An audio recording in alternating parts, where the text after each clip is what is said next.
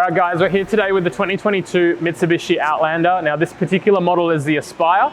As you can see, a lot has changed from the previous Outlander model. It's no longer the basic Uber kind of price point people mover.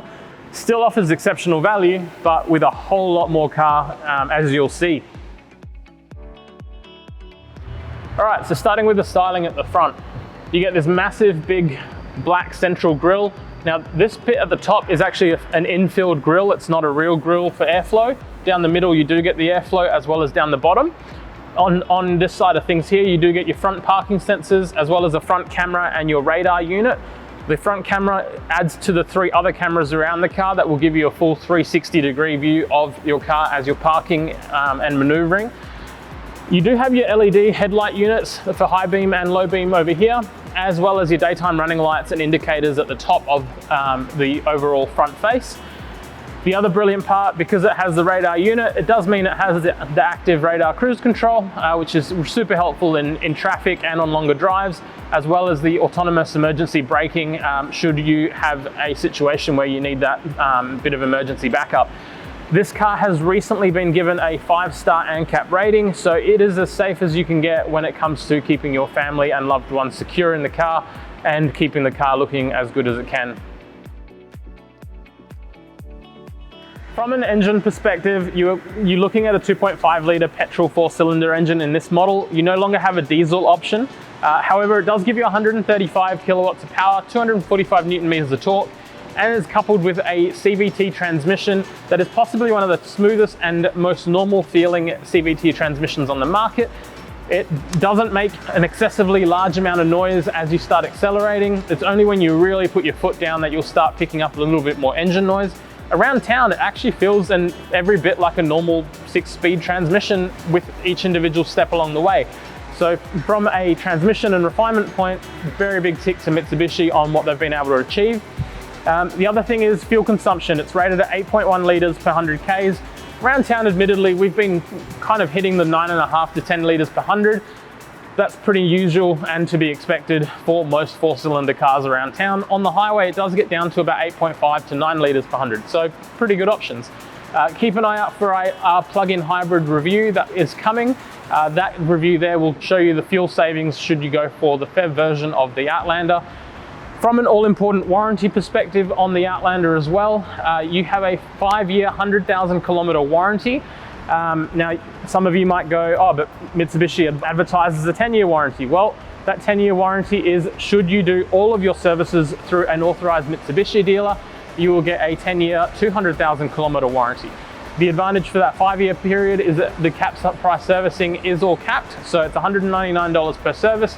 Make sure you jump on our website and we'll actually show you a breakdown of what you should expect to pay for the first 5 years of owning this car.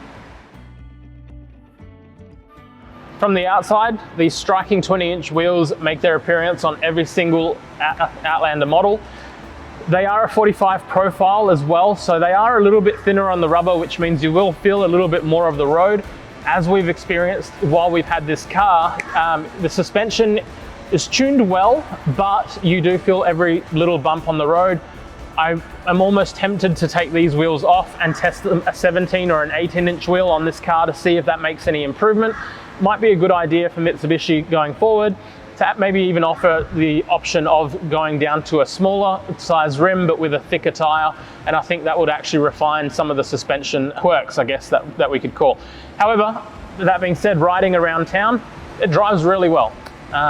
So moving to the rest of the outside, you get this really nice new design and sloped shape. It's almost like a sedan, but just propped up and widened down the bottom. What this means is that this back quarter panel, it does impede your vision a little bit when you're inside. So just make sure if you are looking at an Outlander, take it for a drive, check your blind spots, because this is one section that can get a little bit in the way. Also, the middle center B pillar, it is a little bit thick, so you just want to make sure your seating position is correct when you're there to make sure you make the most of the drive. Moving to here, you don't actually need to have the key with you. The key can just be in your pocket. You don't need to have it in your hand in order to open the doors. So you just press that. That will unlock the car and it will open the automatic folding mirrors, which saves someone from knocking them in a tight car park. And it's as simple as getting in. So let's have a look inside. All right, so moving on to the inside, starting at the door. Nice soft touch materials. They are padded. They are man-made materials. I don't think that's a negative, to be honest, and certainly at the price point. This car is $45,000 drive away for the two-wheel drive and $47.5 drive away for the all-wheel drive. So I gotta be honest, really good value for money and really well fitted. There's cars that are $80,000 to $90,000 that don't have soft touch materials on the door. So think about that. Down the bottom, it's just the standard plastic that you see on every car. So nothing big to talk about. Great thing about water bottles, this one has size for not only this one, but I managed to actually put a 1.5 litre bottle into this gap as well. So you have plenty of space for your big oversized bottles, a little bit more storage for wallets, keys, whatever you want to put in there. And all your window controls are up here as well. Let's have a look at the inside. Moving on to the interior, guys, electric power seats for the driver side. They are heated for the front two seats as well as part of the Aspire model.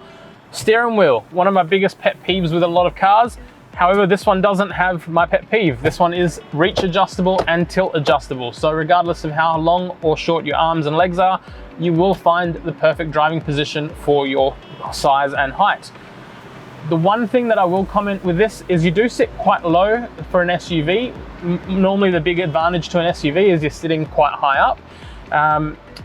The one thing to be mindful of, and the reason I point that out, is that means that your vision is kind of almost riding the top of the bonnet is where your line of sight is. So for those that are a little bit shorter and struggle to see over the bonnet, make sure you adjust your seat, get in there, move it up and down, do what you need to do to make sure that you have the visibility that you need, because that does obviously limit your driving comfort. Outside of that though, seats are really comfy. The seating position is super comfortable. This has got an Alcantara and leather trim. So the central part of it is that soft material with the hardier leather on the outside. So really good setup there. All your steering wheel controls are on here. So you get your radar cruise control or active cruise control, all your Bluetooth buttons for your audio and hands-free. You get your volume and steering control buttons, and you get this massive digital display here for your driver.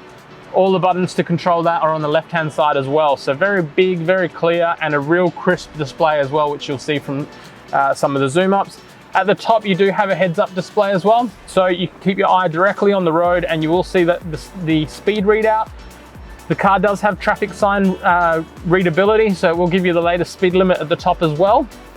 And when your satellite navigation is running, it will also give you the satellite navigation directions, as well as when your radar cruise control is on, it will give you the separation for your car, as well as your lane departure alert warnings also on that heads-up display. So you don't even need to look at the really cool display down here. All right, so moving to the interior, you do have Apple CarPlay on this massive color display. It is wireless and wired. So currently I have it plugged in because I just prefer the audio quality that comes through when you plug in for Apple CarPlay.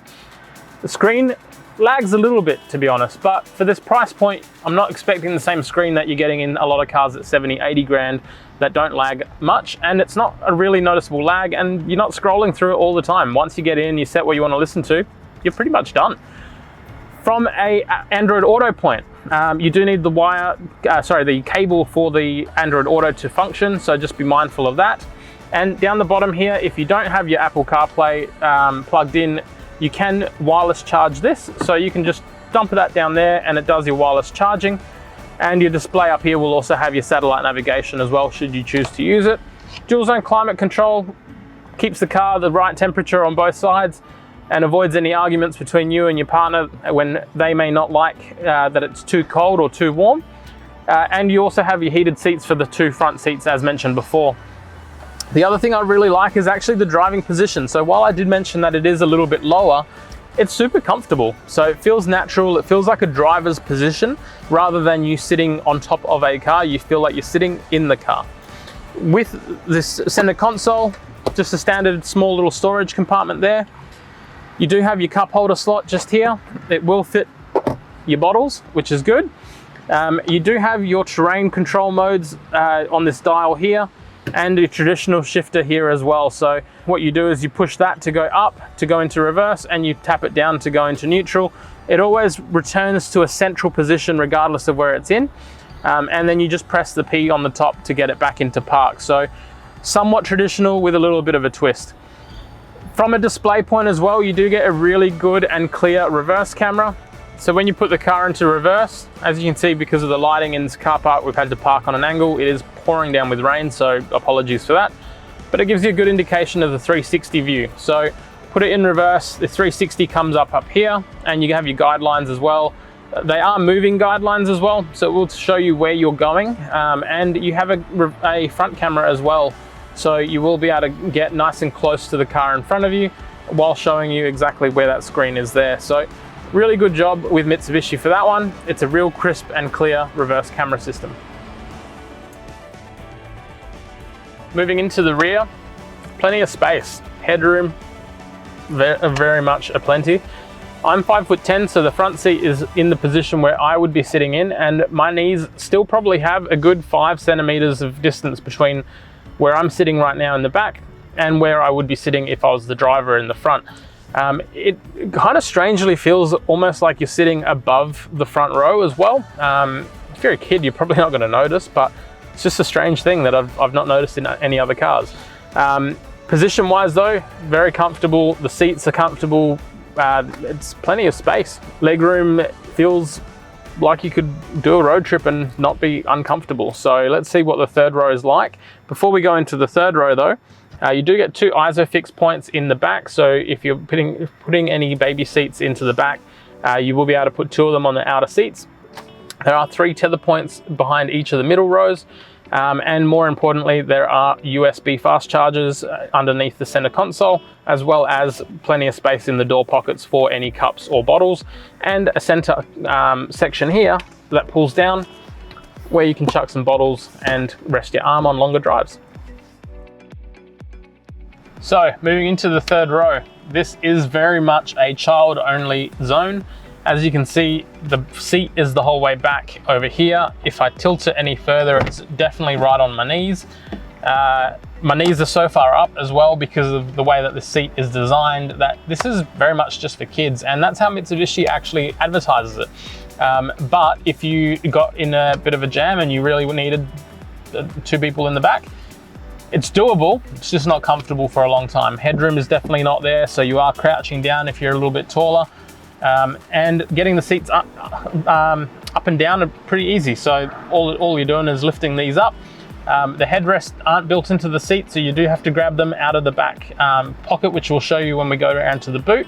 And with the headrest up, it does limit a lot of the visibility, but so does every other 7-seater. So nothing critical about that. But we thought we'd get in just so you can see exactly what it's like if you are in the third row. So the one thing you can't see is that my feet are very much jammed underneath the front seat in order for me to be able to have my feet there. So they are very much a kid-only third row for this car.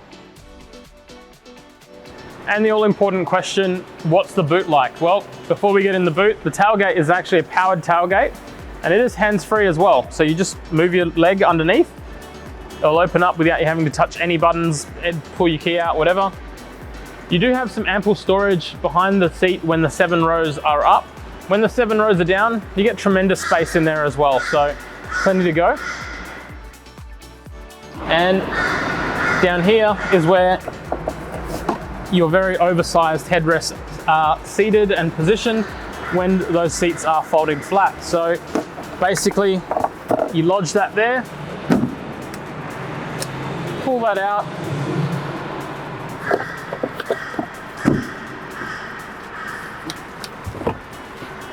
and drop the seat, and you're done, and you got plenty of space. How do you close this? Well, you can either press the button to close up here. Alternatively, if you need it to stop on the way down, you just push that to stop it at the height. So if you're in a house where maybe the ceiling of your car park is a little bit low, what you can do is you can actually then push and hold this a couple of times until you hear a few beeps. And that's now reprogrammed that so that it will only ever open and close to that height there. So really easy feature. If you then need to adjust it, open it the whole way back up, push and hold that again, and you're good to go. So that closes down. And guys, with that is the end of the review. So Make sure you hit the like and subscribe button just to stay up to date with all the latest reviews. It also does help us greatly. So as a smaller channel, it allows us to get more cars from more manufacturers to make sure that we can keep the latest reviews coming to you.